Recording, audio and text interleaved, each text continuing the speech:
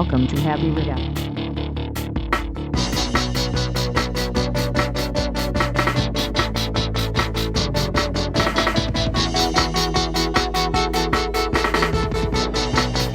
The premise of the exhibition is that there's been some kind of global disaster. We came up with an idea of a technological disaster that affected the sort of infrastructure of technology.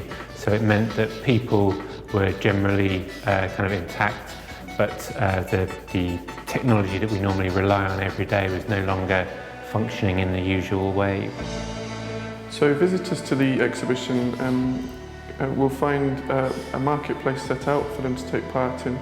The marketplace is based upon trade, basically, and mainly the trade of skills and information. So bartering skills you might have in exchange for receiving currency that you can then use within the marketplace to buy things that other people might have made or things that have been left by the robot overlords who run the marketplace. We were very keen to think differently about how we might use the spaces. Rather than a straightforward exhibition or straightforward way of engaging with the public, we thought it would be interesting to have some artists to come and have a residency in these spaces over a period of time and create work through that residency. So we approached Emma Underhill at Up Projects, who I've worked with before, in fact, and I know that Up Projects have a great deal of experience of working in partnership and, crucially, of challenging public perception of what art can be and what art in public spaces can be. So we talked to Emma about that ambition of finding a different way to use the spaces, to challenge us, to challenge the college, to challenge the public, and she came up with the idea of approaching Juno Projects. So it was really out of that initial collaboration with Up Projects that the collaboration with Juno Projects has arisen. Before the crash, the whole world was a web, controlled by the cloud. Technology and those who had extensive knowledge of it dominated the world. We were invited to look at the model of an artist in residence and see how that could work within the academic community here at King's. So we were looking at how a project could work with both the academics and students here and also provide a kind of public interface. So Juno Projects seemed to be the perfect artist to do that. The economy of the marketplace is based on trade and on earning currency. The currency comes in the form of necklaces, so as people earn more currency as they go around, they'll be walking around the show with more and more necklaces on. The way people earn the necklaces is through a variety of jobs and tasks that they can do. One of the main ways of earning currency is to paint up some more currency itself. So they come as blank wooden pendants, and the visitors to the show can paint 2 of those, and by painting 2 they earn 1 piece of currency. Through some of the other activities that are here in the show, things that have been developed by staff and students here at King's, those things also have currency attached to them. So for instance, there's a tree, which is a kind of energy sculpture idea, and you write a short line of verse, almost like a short piece of poetry. You put that on the tree and you can earn a currency necklace that way. There is the Dead Tech Museum, which is a shrine to bits of technology that no longer function, and each piece of technology has been given a description alluding to its perceived use before the disaster. We wanted to really play with kind of how memory changes over time, how kind of things are lost. So we wanted to kind of distort the descriptions and make them kind of accurate, but kind of slightly false in a way. So they'd be relating the actual description of the objects, but told in such a way that it just sounds a little bit funny. So CCTV, for example, stood for, I think, closed circuit theological vision instead of TV vision. So we had that kind of humorous, mischievous kind of tone to it as well. Following that room, there is the room we're calling the Wallpaper Room, which features a number of stalls. One is the story by Emily Butterworth of the disaster that happened that you can contribute to. There's also a dead tech sale stall, so you can trade your tokens for pieces of technology. There's also a jewellery and necklace and statue store where you can buy objects with some of the currency that you've earned. Following that, there's the main ballroom. One of the main things in there is the iAsk information exchange, which functions like a kind of handwritten version of Wikipedia. So you leave a question and someone will answer that question for you, and at certain points the human Google will be there to answer your questions in person. As well as exchanging information in that room, you can also take part in robot racing, which is a fun game for all the family involving 6 mini robots that race around the track.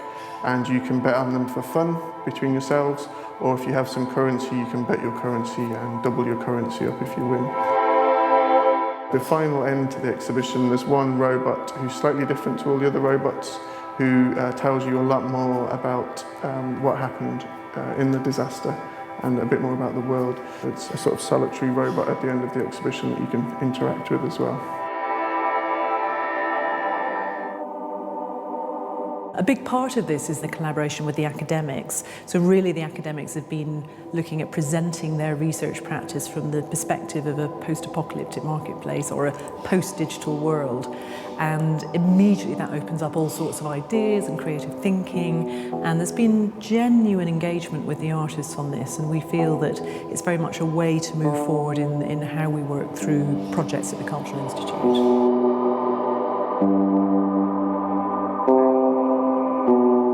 Throughout the exhibition, there is also a series of events and workshops, including one by Dr. Stephen Jones, who is running a performance which is a ritual for forgetting. And the idea is that people come in and they take part in this ritual and they use it to then forget technology, to free themselves from the confines of technology that we might be experiencing today.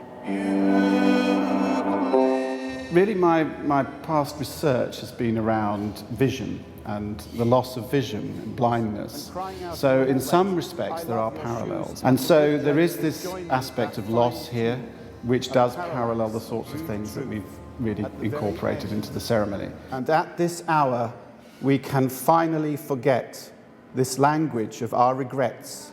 We're also working with Dr. Emily Butterworth on a discussion event which is called Rumour Mill Conversations, and it brings together people to talk about how information gets turned into myths, and it looks at how things that we talk about today might become myths in the future, and how gossip is generated, and also looking at that from this idea of being in the future and not having any technology available to us. At the end of the event, we did an activity based on Chinese whispers, so in which some of the signs and portents that we'd been discussing were created. I created them into a very short narrative and started the chain off. And this narrative was kind of passed round the chain of participants who were all asked to change something. So unlike the ordinary game of Chinese whispers where you try to reproduce exactly what you've heard, here I was asking people to add something, to kind of recreate the work of rumour and gossip in passing a story on, extending it, elaborating it, changing it beyond all recognition, in fact, which is what happened in the event. Before the apocalypse, there were 3 birds. They all went to the pub. Afterwards, one decided to get a kebab. There's quite a wide range of events. There's an animation workshop using red, green and blue lights that strobe between the 3 colours. And you can make very simple 3-frame animations using pink, blue and yellow pens. I think one of the nice things about this activity is that it seems very easy for people to understand straight away. They don't need too much explanation. They can see the examples and see how they can have a go at it themselves. I came 2 weeks ago, I think it was, to the robot racing, and we've come back to do the animation today, and it's been great fun for the kids especially, and the adults.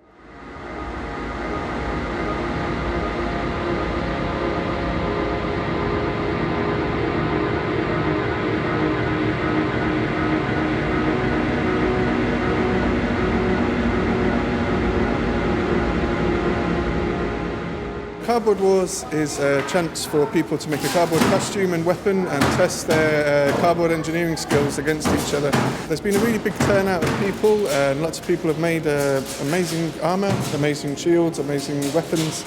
And after everyone finished making their costumes, we had a kind of battle royale style tournament where people tested the strength of their weapons against each other, kind of conquer style. And so we had an ultimate winner who was our kind of ultimate cardboard fighter. I just think it's amazing what you can do with some tape, some cardboard and some scissors. They quite often spend time at home making cardboard shields and weapons anyway, but I like the idea of it taking it up to another level.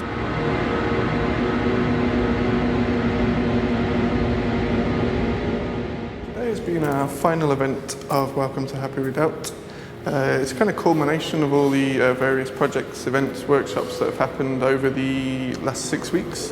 And it's had a focus really on the kind of robots that run the marketplace. So today's a sort of big thank you to the robots for all of their help and provision they've provided to all of the survivors that have come here over the 6 weeks. There's been a lot of different activities, all kind of robot related. So in the room here we've had Dixon leading robotic dancing sessions. I was asked to come and teach robotic movements, which is part of a dance style which I do called popping. It's just really thinking like a robot and visualizing what you do. In the other rooms, we've had lots of robot-related kind of craft activities. We've had Roborigami, which is origami meets robotics to create moving foxes that kind of chirrup like birds. So that was exciting as well.